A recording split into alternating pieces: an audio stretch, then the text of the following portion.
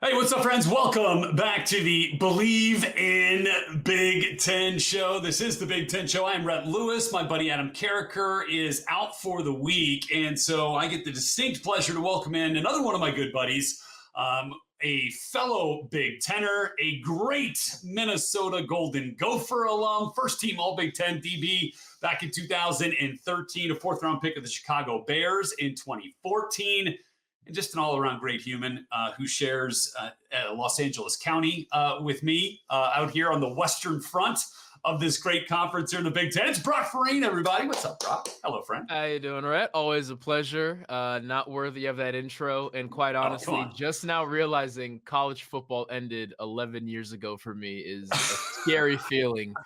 It is insane. It feels Oh, like yesterday and also a lifetime ago. But go yes. Gophers, you know. Yes, there you go. Row the boats, Go Ghosts. So, yes, we will talk some ghosts here. But since you and I both live here in Los Angeles, I'm on the west side, Brock's in Pasadena, where, by the way, his Golden Gophers will be heading on October 12th at the Rose Bowl, there to take on UCLA. Week before that, USC comes to Minnesota. So you get like the full on West Coast taste of this thing here in the new Big Ten starting this year. Like, has that kind of sunk in to you yet? That, I mean, by the way, you're going to play USC for the first time since I believe you led the Ghosts in tackles back in 2011 as a sophomore Wow. against USC. You're Yeah. right. Okay, so that game is so bittersweet. So when I was being recruited, Tim Brewster sat in the living room and he said, we have a home and home scheduled with USC. And That wouldn't it be sealed the great? deal. Oh, he said, wouldn't it be great to play in the Coliseum one day? And so I grew up a UCLA fan. My high school Yeah. football coach, his wife was the women's basketball coach at UCLA. Oh, So we would get tickets to every football game, every nice. basketball game, every gymnastics game. Um, and so I was a quasi UCLA fan, right? So I hated USC. Um, and so I knew I was going to Minnesota, but I'd be lying if learning that information didn't seal it even more. But so that game against USC, I'm still so bitter. We lost by 2 points. Our kicker missed 2 field goals. Obviously, I've Yeah. gotten over it. We Yes, should have clearly. won, but I got moved to nickelback that game, which explains why there were so many Too tackles. many tackles. Yes, Yeah. It's like Robert Woods, 13 or something. I believe Robert Woods had 200 yards receiving. Let's But not when worry about people that. see all the tackles, they think, oh, he was tearing you up. I was at nickel. I was at nickel. All Okay. right. I'm sure he caught some passes on me, but we're not going to act like he was just tearing me up. All right. I just want that on the record. Fair.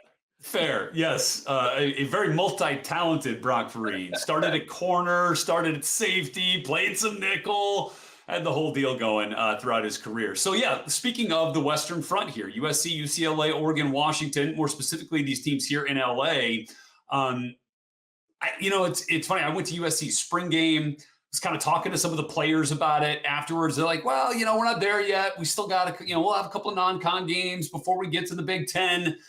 How are you kind of taking all this in that this conference is truly going to be coast to coast this year? And what are you most looking forward to about this integration? The thing I'm most looking forward to are fan bases from the Yes. original Big Ten, Yes. um, and the 4 new members crossing paths. I live on the West Coast. I'm born and raised out here. I have friends that Yeah. played at all 4 of the new schools coming in. I think I have friends coaching at all 4 as well. And we just exchange stories. I grew up idolizing the Pac-10. And then, of course, the Big Ten became my life from 2010 onwards. So Right. I have so many friends who played at Oregon, and I'm telling them how dope Iowa City is. I have friends who That's right. played in Iowa, and I'm trying to tell them a night home game at Washington is not too far below a night game at Baton Rouge. It Oh, yeah. actually Yeah. Yeah. is, Yeah. you know what I mean? And whenever I say that, both sides kind of roll their eyes and say, "No, you don't understand." So I'm so excited that when else would a Rutgers fan go to Eugene, Oregon, right? So Yeah. You wouldn't. I'm so excited for all of these fan bases to experience life Yes. at the various campuses. As far as a competitive standpoint, I'm excited for the lure of the Pac-10, the quarterbacks, the wide receivers, Yeah. everything that the Big Ten is not known for outside of Ohio State, probably. What Mhm. happens when an unstoppable force meets an immovable object, right? Defense running the football versus throwing the ball 60 times a game. Something's got to give, and it's just such a culture clash. I can't wait. Yeah, I do agree with you on that front. There are some interesting, kind of juxtapositions that this schedule is going to put into our minds after we've been ingrained, in what we know and what we've loved for, years and years and years as quote unquote original Big Teners, and now welcoming in a, kind of newer, and look, there's plenty of offenses in the Big Ten now that'll spread it out and throw it around. I mean, look at what Purdue's doing, right, with Graham Harrell, who was at Yeah, yeah, USC, and so there are some of that. But yeah, it's going to be a different level with Dylan Gabriel transferring into Oregon this year, and could be a Heisman Trophy winner yeah, based off what we saw Bo Nix do in that offense a year ago. mhm, And then you look at Oregon could win the Big Ten like yeah. in their first year, like they're that good. So I think a lot of that really makes for some intriguing storylines for sure. Okay, let's get to the Gophers here for a little bit. October was good last year. November was a Great, right? disaster. It was great. It was great. November was a disaster. No wins in the month of November last year. However, PJ Fleck's crew, like he always does, gets to a bowl game and wins it. He's been to a bowl game in 5 of his 7 years, won every dang one of them, including this 30-24 win over Bowling Green in the Quick Lane Bowl this last year, to make it 3 straight bowl victories, in fact. So, when you look at that now going into year 8, a lot of difference, and we'll get to the different players and all that, but for PJ Fleck in particular, what do you feel like this season represents for his tenure there? And where do you feel like we are in this PJ Fleck era of Minnesota football? Because we are getting further and further away from the high water mark of 3 years ago. Sure. And everyone kind of takes pause when I remind them that PJ Fleck is the longest tenured Minnesota coach. God, did Glenn Mason even go 8 years? It's a good point. I mean, Okay, in in recent that conference now memory, too. right, He's been there a long time. Yeah. right, which is insane to think about because he is still young by head coaching standards, and he was so young when he Right. took over. People still see him as the well-dressed young guy with some spunk running around and chewing gum and That's right. like he presents as a permanent 34-year-old. So people Yeah. kind of take pause and he's been there almost a decade, right? And you mentioned it. He will always get you to a bowl game. He will win that bowl game. Yeah. And during the home stretch of the season, the luster in October, which he always finds a way to dominate, it does wear off a little bit. There's usually a Michigan in there and Ohio State in there or There something. was an Ohio State last year. Yeah. There you go. But he'll always beat Wisconsin or Iowa, right? Not both, but he'll beat one of them. So that kind of gets you some juice. Yeah. In the recent days of the portal, he's been able to land some guys. He always Yeah. recruits pretty well. Minnesota just always has a stronghold on the state of Texas and Louisiana, and bam, he'll always bring in guys. He does enough to keep people excited about the program. Now, to bring it to this year, is he is going to want to establish what they were unable to establish last year. As a reminder, Minnesota, they run the ball 50 times a game. Ethan Kaliak-Manis takes over the reins from the longtime starter Tanner Morgan, and it was, hey, we're going to chuck the ball, we're going to chuck the ball, we're going to chuck the ball. After about week 3, it was, there's a little too much on Ethan Kaliak-Manis' plate. Also, these wide receivers may need a little more development. We're going to dial it back. And by the end of the year, we were running the ball 40 times a game again, right? Yeah. So you bring in transfer Max Brosmer. And Max Brosmer, depending on which list you look at, has NFL talent, right? That doesn't mean anything. That means nothing, but he has an arm that is capable of giving him 35 pass attempts week 1 against North Carolina. And they're going to try and do the same thing. You have Daniel Jackson coming back, who outside of Oregon and Ohio State, I'm taking him over any other receiver in the Big Ten.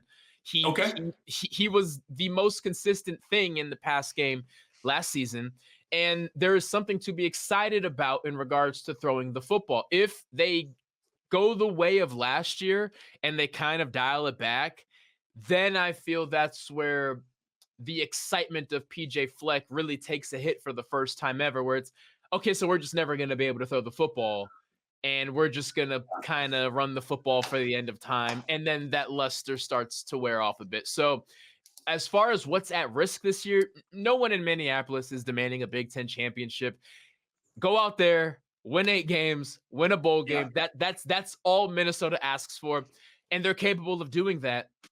Beat Wisconsin or Iowa along Win the way. trophy. Play Michigan close for a half. Beat USC. You know what I mean? Like, Yeah. that's all you have to do. But this year is different because they have to be able to throw the football. They have to. Yeah. And that was a big reason why Max Brosmer was such a huge priority for this team. I mean, it was one of the first quarterbacks to come out of the portal. It happened so quickly. It was boom, he's in, boom, he's out. Now he's in Minneapolis. All of a sudden, he's the captain a week into spring ball. And now he's taken all of his buddies, his wide receivers, his tight ends, his running backs out to Georgia to his parents' lake house, like an NFL quarterback would do. I'm like, wait a second. This is, I mean, I get it. This is a productive player at the FCS level at New Hampshire, led the league, led the country in FCS players in passing yardage, in the FCS passing leader. So, like, he's got some chops. Now, I went back and watched a little bit of him, and there's big-time throws. There's big-time throws on the tape. Now, he only played one FBS opponent last year with Central Michigan. Threw for damn near 500 yards, 4 touchdowns, but also 2 picks. Went back and watched the picks, and then I did that, and I went back and watched the picks in the game he had against Villanova, where we threw 3, and the couple of common threads there, which make you wonder, right? Some trouble with pressure. That is not a uncommon characteristic of any quarterback, any young quarterback, that's for sure. Had some mechanical issues when he's starting to get the pressure. Had a little bit of, spot blindness when that pressure's in your face. Didn't see, closing defenders, over the top safeties coming over on a corner route, that sort of thing. And then there was like some underneath, kind of tunnel vision, right? A guy coming in on a dig route clears that first defender in the window, but he doesn't see the linebacker closing that other side of the window, gets picked off. Fixable issues, absolutely, right? Sure. Calm it down, calm your feet in the pocket, get better protection, which you would hope Minnesota can do for you. But all in all, like, I think the leadership you love, I think the skill set you really like. It's just a matter of putting it together and understanding that things are going to be a little bit more hostile. Things are going to be a little bit more confusing for you as you see them unfold throughout the Big Ten. And how do you deal with that? That's the unknown thing that we don't know. Now, PJ Fleck obviously thinks he knows it, went out and targeted him, got him, feels good about it. And that's great. Got a receiver, Daniel Jackson, who scored 13 touchdowns the last 2 years. You love that. But as you mentioned, what happens with the run game and Darius Taylor? Right. Like, to me, like, that is one of the big things. Can we keep Darius Taylor healthy for 12 games after he went for 800 yards in 6 games last year? Absurd. A tantalizing true freshman season. So how do those 3 kind of phases, right? Brosmer, Jackson in the wideouts, Taylor in the running backs, and then the combination of the co-offensive coordinators, right, with Greg Harbaugh and Matt Simon, putting it all together. So what ultimately does that offense look like for you? I see an offense that prioritizes Brosmer's weaknesses, right? You mentioned Brosmer has no issues throwing deep. Any quarterback at the collegiate level can throw shallow. It's those intermediate passes, right? But what he has now is a run game that, no disrespect to the offensive linemen or running backs at New Hampshire, astronomically better than he had at New Hampshire. And play action, yes, sometimes you can catch a cornerback or a safety asleep and hit him over the top. Really, it's to hit the intermediate throws. And that's where Brosmer, I feel, which you just wonderfully mentioned, has the most room for improvement. When you put linebackers in a bind, is Darius Taylor flying through this B gap, or is a tight end going behind me, or is a slot receiver running a dig? That's where Brosmer needs the most help, and that's where Darius Taylor is going to be able to provide that help. Darius Taylor is going to get his, because he does it. He could have sat after October 1st last week, and he would be contention for freshman All-American because Oh yeah. that's just how good he is. And knocking on wood, he comes back completely healthy. How do you help Darius Taylor? By having the pass game that they weren't able to establish last year, to where you don't have to give him the ball 40 times a game. How do you help Max Brosmer? You don't have to ask him to throw the ball 50 times a game. Hey, throw it 30 because Darius Taylor can run the other 20, right? So Yeah. they help Let's be one another balanced. stay Yeah. healthy. They help one another keep linebackers questioning themselves.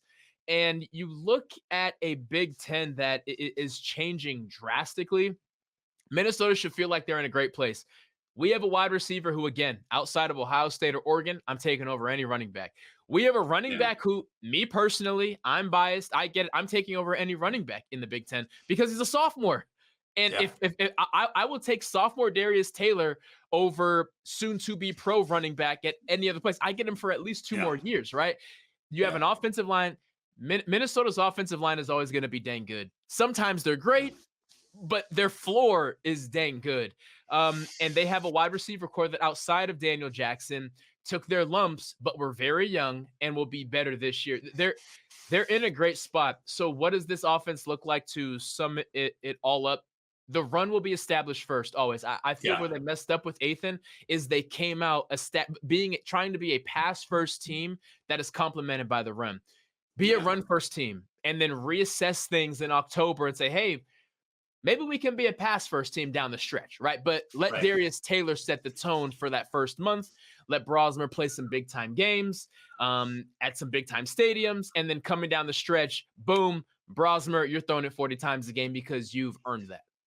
Yeah, and if you have what it takes, I mean, you would like to be able to win games in a variety of different ways, right? And that's the thing. Like, if you got to throw it, you feel a lot more confident in Brosmer's arm. If you want to run it, Darius Taylor, and by the way, Jordan Newman, who was the second leading rusher, also back. The fifth running back on the depth chart to begin last season, and I think he got 1,000. Did he end up getting 1,000? No, he was like he was over halfway to 1,000. Okay, not quite there.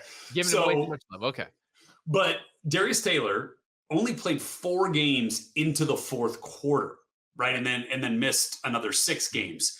But in those games where he played into the fourth quarters, courtesy of a 24/7 Sports article, he forced over 8 missed tackles and had over 120 yards after contact in the fourth quarter. Like, that's closing. That's a closing mentality. Yeah. Now, obviously, that took its toll on a 18-year-old kid who had just come in, as a true freshman. But it sounds like, and I was reading this too, is that he's really worked on his body more than anything, like his durability, the way that he can absorb hits, the way that he can handle the rigors of a 12-game Big Ten schedule. Said, I feel like it gave me some insight on what I need to do in the offseason, his true freshman campaign, what I need to do to prepare myself mentally in my body. Obviously, what I went through last year, unfortunate. But what I'm doing now is I'm going into the training room for every practice. I'm stretching. I'm making sure to go in every warm-up before I get out and practice, make sure I'm warming up in the training room before I actually do the warm-up. So everything that he is saying has been the body focus for him, mentally figuring out everything and all the things we're working on, just making sure he's on top of his game mentally and physically. That's great news. And that's the maturity that you get, obviously, having a year under your belt and moving into that next season. So I mentioned Jordan Newman. Unfortunately for the Gophers, there is no more Tyler Newman. He is now drafted and on his way to the NFL. But bar none, Giants, I believe. Jets or Giants? Giants. Best player on this Gophers defense a year ago. Is just a leader within the program. Now gone. A new defensive coordinator coming in, Corey Heatherman, as the Gophers and the Scarlet Knights end up just like trading coaches. Kirk Ciarrocca leaves, goes to Rutgers. Heatherman leaves Rutgers, comes to Minnesota. So, Newman, I felt like was a guy you could coordinate, like you could plan your game plan, your attack around a player like that, put him in positions to make plays. What do you think Corey Heatherman does with this defense? And I'd imagine Ja Joyner, who had 10 sacks a year ago along the defensive line, is going to be a big part of it. Yes. So to start with Ja, that was exciting to see because even going back to when I was at Minnesota, so from 2010 to now, Boye Mafe is really the only feared pass rusher that's been there. The pass rush just has not been the thing that Minnesota has been able to establish for a while there. They were cycling defensive line coaches year after year after year. Former player Winston Latiboudaire, I Bleav I'm pronouncing his name right. Louisiana man, grade me on my pronunciation there. And he's going into year 3 now. So him and Jaw Joyner, hopefully they can develop him into the next NFL-bound pass rusher. So that's step 1, because across the landscape of this conference, even without playing Ohio State, even without Oregon on the schedule, there are some dang good quarterbacks. And if you can't get to them and help out your defensive backs, you're in trouble. So that's step 1. Yeah. Joe Rossi's scheme was not complicated at all. He relied on guys like Tyler Nubin. He relied on guys like Justin Wally back there, say, hey, that's right. Cover 2, cover 1, get funky with some cover 6, but cover 6 was about as complicated as it got. And he just trusted disciplined football. That wasn't the case last year, which is Roger Rossi is off to Michigan State now. Things just ran their course. The only possible thing that concerns me about this new defensive coordinator is if you look at Rutgers' defense last year, it was not complicated. They just had NFL caliber linebackers, NFL caliber corners. Max Melton, Max Melton, Robert Longerbeam was there. Hey, this is simple. We're just going to be more physical than you. And that's what they did. They had linebackers who you could not run the football on Rutgers. That was a thing. The Ohio States and the Michigans were the only teams that could actually do that. And honestly, Ohio State struggled for the first half. So if he's coming over with that same simple, not in an offensive way, but simple meaning not overthinking things way, there's going to need to be a lot of improvement on the returning defenders because there was a lot left to be desired in regards to discipline. If he's coming in with some funky stuff, maybe Shiano was kind of holding on the reins and maybe that's what you don't know, right? Which is a possibility. That remains to be seen until week 1 because Minnesota is going to play everything close to the vest. So I'm as excited as I am to see this offense. I'm even more excited for that first defensive series because it's tough to project what this offense is going to look like without knowing if their defense is going to have their back or not. I think that's a great point. And that last one, he wasn't the defensive coordinator at Rutgers, right? It was the linebackers coach. And so, you're getting that elevation. So what do you do a little bit differently to put your spin on something and all the influences that you've had, taking that all together and then trying to spin that into, a defense that you feel like can really compete at a high level? I think that part still kind of remains to be seen, right? And what Corey Heatherman is going to make this defense really look like, what they want to hang their hat on, how they generate pressure, how they generate game-changing plays and create havoc for opposing quarterbacks. And what I love about that is a position coach who has not had a defensive coordinator opportunity or hasn't had one in a while is always eager, right? Because it's instinct to sit there and say, man, I wish we could do this, but that's not my job. I would love to see our quarterbacks do this because our strong safety is better than our defensive coordinator thinks is. I think we should do, so I'm hoping he comes over with a ton of excitement, but the fact is he's coming from a system that was just as simple as Joe Rossi. So I'm hoping he's been keeping a secret notepad of things that he wished he could have done last year that now he can actually implement into his own system. There it is. All right. So for PJ Fleck, year 8 will commence at home as they kind of run through that home series with UNC on August 29th. And then a couple more matchups of Rhode Island and Nevada before opening up Big Ten play against rival Iowa, also in Minneapolis on September 21st. And they'll get USC and UCLA as part of the new Big Ten schedule and finish up, of course, they always do with Wisconsin and that great rivalry game there for the Axe. All right there, big guy. Brock Vereen with us here on Bleav in Big Ten. Brock, this is a lot of fun, man. Hope to get a chance to do this with you again here real soon, bud. Anytime, my man. All right, Adam Carrick will be back with me next week. I'm Rhett Lewis. Thanks so much for being with us. We'll see you next time.